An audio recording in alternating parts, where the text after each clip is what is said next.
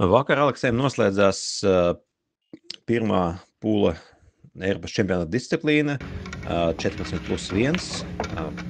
Ļoti, manā skatījumā, veiksmīgs starts, jo puika ir kvalificējies play-off finālkārtai, tātad iekļuva last 32 raundā. Novadīja kopumā 4 spēles, 2 uzvaras, 2 zaudējumi, un diezgan interesanti tā diena attīstījās. Tad šobrīd gribētu pastāstīt nedaudz vairāk par to, aizkulisēm, kas notika arēnā, kā viņam gāja emocijas un tā tālāk. Pirmā spēle ar Nīderlandes pārstāvi Gutāri bija pietiekami nervozā pašā sākumā abiem spēlētājiem. Aleksejs ir šajā turnīrā atkal jau otru gadu pēc kārtas pats jaunākais dalībnieks. 9 gadu vecumā, principā, spēlētāji, arī vadošie tie, kas šobrīd spēlē, tad viņi tikai sāka savas gaitas biljardā. Aleksejs jau spēlē jau 7 gadus, patiesībā ir pieredzējušāks par dažiem citām zvaigznēm no šī brīža junioru pasaules. Nu jā, un tad spēlē pret, varētu teikt, pieaugušo tādu lielu gara auguma puiku Gutāri. Diezgan, kam tas bija diezgan pirmais Eiropas čempionāts. Un pietiekami nervoza spēle ar vairākām kļūdām notika līdz rezultātam 27-28. Kad faktiski arī izšķirās spēles rezultāts. Tad tajā brīdī Aleksejs gāja uz piramīdas atvēršanu, uz tādu sarežģītu garu, manā skatījumā pārāk pārdrošo sitienu. Viņš to neiesita, atstāja visu galdu atklātu pretiniekam, ko tas arī izmantoja, iesitot 12 nākamās bumbas. Un tad kaut kad drīzumā pēc tam viņš līdzīgā veidā atstāja pretiniekam arī vēl vienu trīsstūri. Un tad beigās rezultāts bija pēc šiem 2 trīsstūriem jau 34-59, kas, manā skatījumā, arī Aleksejam nedaudz, kā teikt, psiholoģiski sāka spiest, un tad bet tieši šīs pretinieks dabūja pārliecību savos spēkos, uztaisīja sēriju no 13 bumbiņām, kas bija pašās beigās, lai pabeigtu spēli. Un tādā veidā arī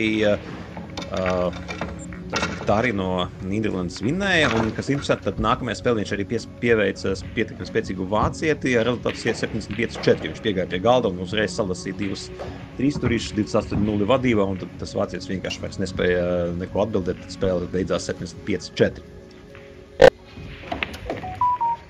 Līdz ar šo zaudējumu puikam Aleksejam nācās tad lausties līdz play-offam caur zaudētāju zaru, kur viņam pēc 3 stundu pauzītes, kad viņš paspēja normāli paēst, bija spēle ar Bulgārijas arī jauno debitantu Konstantinovu, kurš arī ir 16 gadu vecs onka, varētu teikt, gara auguma džeks. Spēle bija atkal pietiekami līdzvērtīga līdz rezultātam 32-35, un tad Aleksejs ieslēdza savu A-spēli, salasīja 2 trīsstūrīšus pēc kārtas, 2 piramīdas pēc kārtas, 14 bumbas vienā, tad veiksmīga atspēle, pretinieks atstāja bumbiņu uz spēlēja, no kuras Aleksija atvēra un salasīja arī nākamo. Un rezultāts uzreiz 60-35, kas tajā brīdī likās, ka tūlīt būs. Dažus sitienus vēlāk kļuva jau 67-37, nu jau pēdējās dažas bumbiņas, un tad kaut kas saka buksēt. Tad reāli sākās kādas kļūdas, arī Aleksijs pats sajūtās pārdrošs un saka sist varbūt bumbiņas, kuras, citā situācijā viņš nebūtu sitis, pārāk grūtas ar zemu varbūtību iesist. Un ļāva pretiniekam pietuvoties līdz pat rezultātam 68-55, kas bija tāds, jau tik principā vienas piramīdas attālumā. Bet tad beigās arī pretinieks kaut kādas kļūdas pieļāva, tad Aleksejs dabūja galdu ar pietiekami atvērtu galdu, viņa bija tajā brīdī 71 punkti, 4 bumbiņas bija vajadzīgas līdz uzvarai. Viņš iesita 2, tā kā dabūja sliktu pozīciju, kaut ko iesita un tad nedabūja vispār nekādu pozīciju, nebija ko sist, atspēlējās un, tā kā paveicas, ka arī pretinieks iesita tikai vienu un tad kļūdījās pats. Tā kā uzvarā rezultāts 75-57. Nākamajā spēlē uzreiz pēc šīs spēles, un tās spēles ir pietiekami garas, faktiski pusotra stunda katra. Tātad uzreiz Aleksejam bija jāspēlē ar Polijas pārstāvi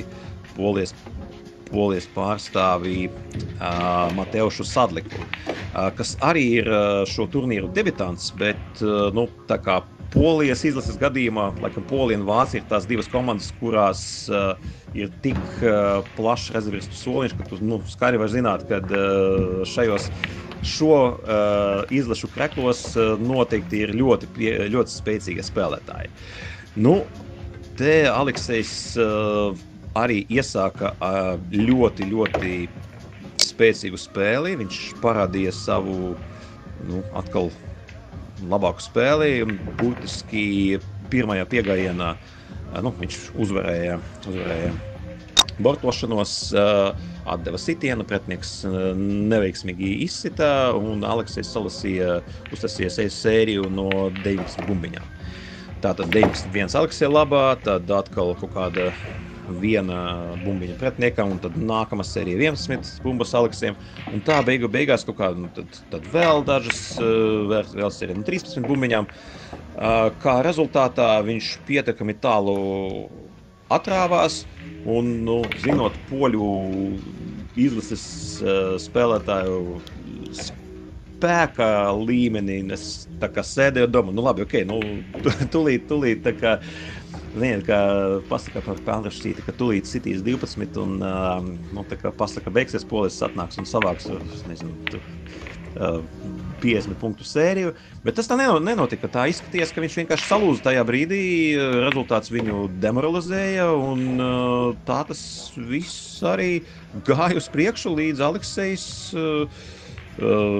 izvilka līdz uzvarai 75-38.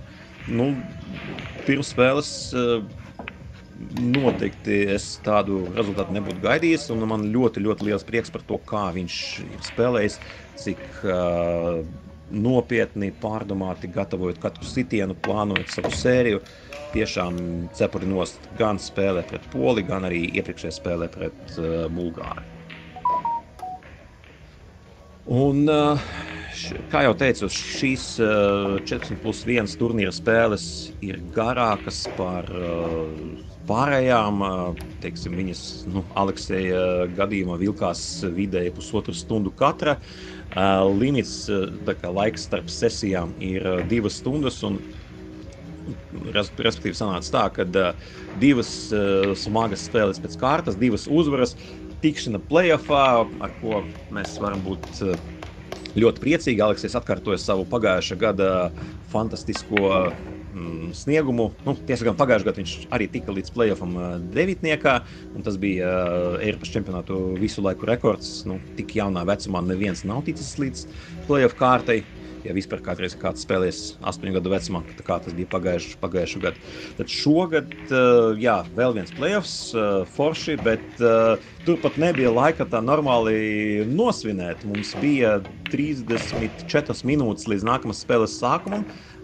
Vajadzēja aiziet, paspēt viņu pabarot, jo bērns jau bija, pirmkārt noguris, otrkārt arī spēks saka, iet uz beigām, un arī vakariņu laiks faktiski šeit viesnīcā ir limitēts līdz 8:30, respektīvi viņš noteikti nepaspēja pēc tās spēles. Jā, nu, un tad to playoff kārta ātri paspējam aiziet pārēst. Droši vien bija garšīgi, mēs to nesajūtām ātrumā. Jā, nācām atpakaļ, bija pietiekami kāds dažas minūtes tā kā pat iesildīties. Un nākamā spēle bija ar Markusu Ārde no Igaunijas. Aleksejs ar Markusu ir pietiekami labi pazīstami. Katru reizi, kad mēs braucam uz kādiem turnīriem Igaunijā, tad viņi labi draudzēs un spēlē kādas draudzības spēles. Līdz šīm vienmēr Aleksejs ir bijis bijis spēcīgāks, bet Markus noteikti viņam vajag, kā teikt, viņu uzslavēt, ka viņš pietiekami daudz trenējas, arī nopietni trenējas un var just arī viņa progresu. Tā kā šajā gadījumā viņš, respektīvi Markus ir uzvarējis, Aleksejs cīnījās līdz rezultātam laikam 35-35, jā, kaut kā spēles vidus ir tas izšķirošais brīdis, jā. Visos viņa mačos. Bet tur tā situācija bija tāda, kad Aleksejs bija nospēlējis 2 smagus mačus pēc kārtas, bet Markus savukārt kvalificēs ar uzvarētāju zaru.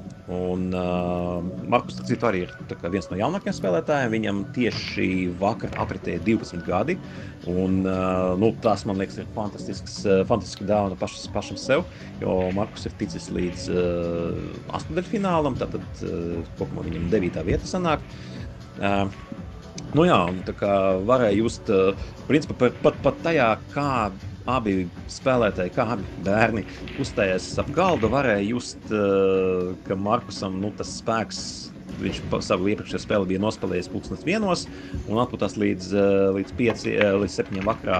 Aleksejam bija 2 smagi mači un varēja just, ka viņš jau nevelk, jau enerģijas tur iekšā vairs tik daudz nebija, kā rezultātā spēles vidū, tad pie vienāda rezultāta viņš kļūdījās, atstāja atklātu galdu, Markus salasīja, tad vēl kaut kādas dažas kļūdas, tad Markus salasīja vēl 9 bumbiņas no nākamā 3 stūrīša.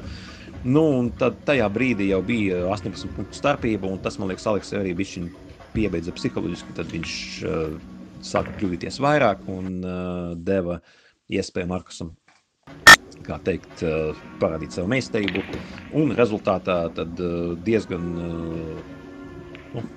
pamatot zaudējums 44-75. Kopumā var Alekseju uzslavēt par to, ka šeit viņš rāda visam savādāku sniegumu tieši psiholoģiskā nobriduma ziņā. Viņš spēlē būtiski nopietnāk.